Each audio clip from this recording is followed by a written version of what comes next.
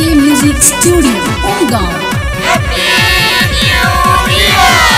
जिंदगी में तेरी खुशियों की हो बरसात,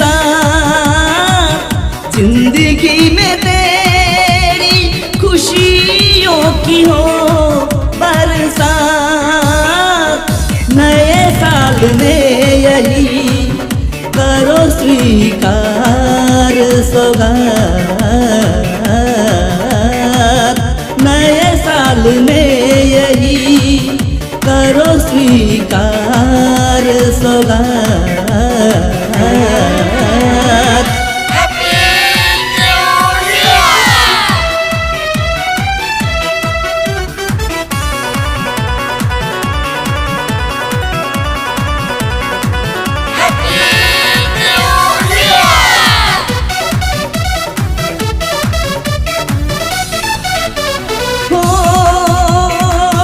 जैसे खिलता है फूल, दुआ मेरी हो ये कबूल।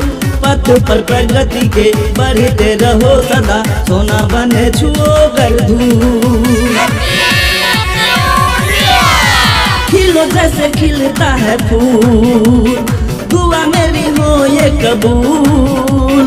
पथ पर प्रगति के बढ़ते रहो सदा, सोना बने छुओ कर धूल। पल पल जीवन में तेरे हो करामात, पल पल जीवन में तेरे हो करामात। नए साल में यही करो स्वीकार सौगात।